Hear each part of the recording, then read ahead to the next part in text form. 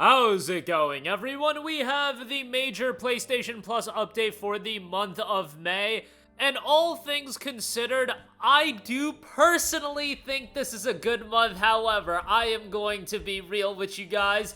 I feel like a lot of people are going to be upset with it because there's a lot of weeb titles that are being presented here. There's a lot of weeb games, and not only that, like I've said before, we gotta compare this month as far as the games getting added to the month of May and the games that are getting pulled, because it is a massacre as far as the games that are getting pulled from May.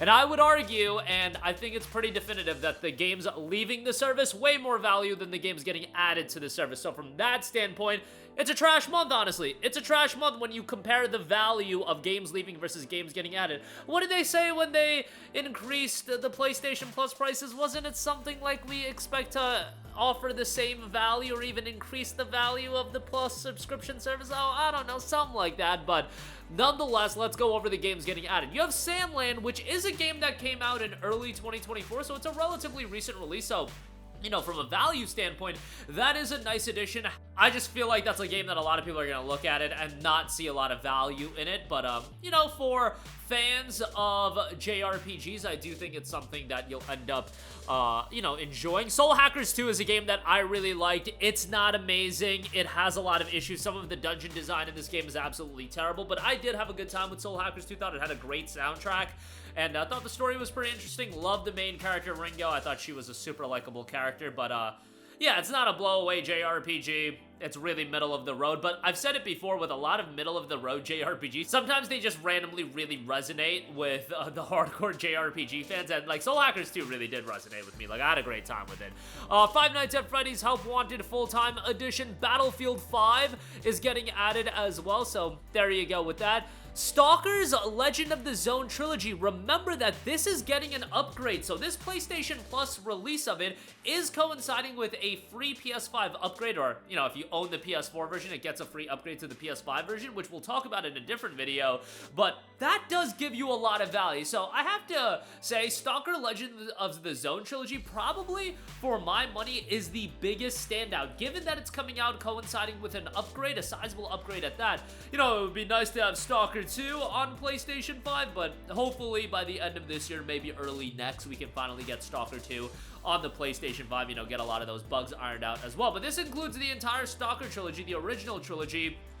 Delve into the renowned classics of open-world survival with the original Stalker trilogy, now upscaled and enhanced for a new generation. Investigate the zone's origins, taking on the roles of the legendary stalkers and forging paths that can lead to different outcomes based on your actions and decisions. Test your gumption while navigating through radioactive debris and anomalies, and put your reflexes to trial during intense gunfights. Search for the answers to the darkest mysteries as well. Now, Stalker is a game that is beloved by the fans, and the reality is this game and this franchise does show its age a lot. It doesn't really hold your hand. Do not expect something that is going to take it lightly, because you're not going to find that in Stalker. It's going to whoop you quite a bit if you're not ready for it, and even if you're ready for it, it's probably going to whoop you a little bit. But the atmosphere in these games are great. The immersion's great. I mean, a lot of people love Metro, and if you like those games from an atmosphere and tension standpoint, you'll like Stalker as well. Stalker does focus more so on the survival aspects, and they are full-blown open world. So check it out. That's definitely a good addition. Huge thumbs up on that, especially with the upgrade coming out. Grand Blue Fantasy versus Rising. So a delightful fighting game experience for beginners and veterans alike. Newcomers can fully enjoy the intensity and thrills of one-on-one combat without needing to memorize complicated controls. Simple inputs can be used to perform skills with the press of a single button. Embark on a journey through the vast skies of Grand Blue Fantasy and immerse yourself in an epic adventure while mastering the fundamentals of gameplay. So, you know, good fighting game edition there. Humankind is added as well, historical strategy game, Story of Seasons, A Wonderful Life, and then you've got Gloomhaven Mercenaries edition, a tough tactical RPG. PlayStation Plus premium subscribers, y'all getting finessed if you still have a premium subscription, because all you're getting is one game, and that is Battle Engine Aquila. The forces of Forste and the evil Muspel are in a fight to the death for a flooded world's most limited resource land. You are Hawkwinter, plucked from obscurity to pilot Battle Engine Aquila. Airborne or on land, you'll harness the versatile mobility and awesome firepower in guiding legions of allies to victory by commanding a device so powerful and advanced your battlefield decisions will shape direction of each engagement and ultimately the entire world. So that's all you you get? You get one game. There's no Dissidia Final Fantasy here. There's no, marquee plus premium title here. You're just getting Battle Engine Aquila, so that's a little bit of a bummer. And only one game on premium as well, because premium is getting cooked this month with the games leaving the service. Let's reiterate the games leaving the service, and then you guys can decide whether or not the value is being replenished. Grand Theft Auto 5 leaving the service, MotoGP 24, The Sims 4 Island Living, Walkabout Mini Golf, Synth Riders, Resistance Fall of Man, Resistance 2 from streaming, Ghostbuster Rise of the Ghost Lord, Before Your Eyes, Walking Dead Saints and Sinners, Walking Dead Saints and Sinners Chapter 2 Retribution, so that's a lot of VR2 titles, but also LEGO Marvel Superheroes 2, Stranded Alien Dawn, LEGO Movie 2 video game, Ghost Runner, Payday 2 Crime Wave Edition, Bloodstained Ritual of the Night, Portal Knights Enter the Gungeon, Batman Arkham Knight, and Infamous Second Son all getting pulled from the service. Now, for some people, if you utilize the service, you probably played through a lot of those games, so you're still saying, hey, those games are leaving the service, but I got new games I'm interested in. But when you compare directly from a value proposition standpoint for, let's say, new subscribers, I would say the games leaving the service outweigh the games getting added to the service. That's my opinion. Some people are going to disagree. Some people find a lot of value in a game like Sandland, and that's great. You know, Sandland's a solid entry for sure. Stalker, The Legend of the Zone Trilogy, I think is the biggest addition and really does add a lot of value. With that game, first of all, still goes for a decent price even on sale, and with the upgrade coming out, that is good timing as far as that's concerned, so I do appreciate that.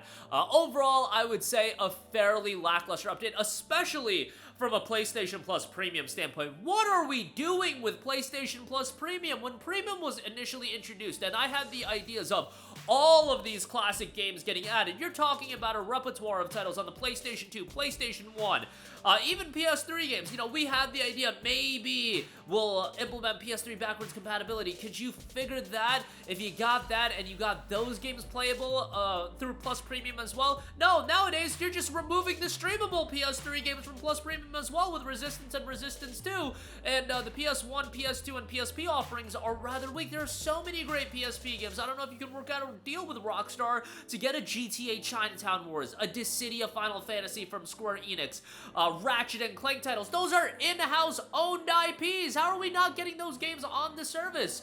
You can't get the Ratchet trilogy running backwards compatibility. Why can't we get the Ratchet games on PlayStation 4 and 5 with Plus Premium? Those 4 titles. It's just mind-numbing to me how the offerings are so weak, so pitiful with Plus Premium when there's so much potential. I get it that there are games out there like Gran Turismo 4 that licensing issues are going to prevent them, and iconic games like that prevent them from being included in the service, but man, there's so many options and it's just trash. It is trash tier. What about like a Dragon Quest 8? I don't believe that's on PlayStation as a PS2 classic. What about a Dragon Quest 8? That would be a great addition. I can go on and on with the potential additions that they could hopefully work out deals for. Even something like the Bouncer, if you can figure out a deal for that, just for the memes, get that on there, but I digress. That'll do it for me. Plus Premium is trash. Plus Extra, decent update, but when you look at the games leaving the service, I would say it's rather weak. That'll do it for me. Let me know all of your thoughts in the comments section down below. Sound off there. Thank you for watching, and goodbye. Hey guys, we hope you enjoyed the video, and if you did, make sure to hit the subscribe button, and if you're already subscribed, do us a favor and hit the bell icon. This way you'll be notified whenever we post a new video. That's the best way to keep up with all of our uploads, and we usually try to upload 2 videos a day. And with the bell icon hit, you'll be notified whenever we do upload a video. As always, thanks for watching.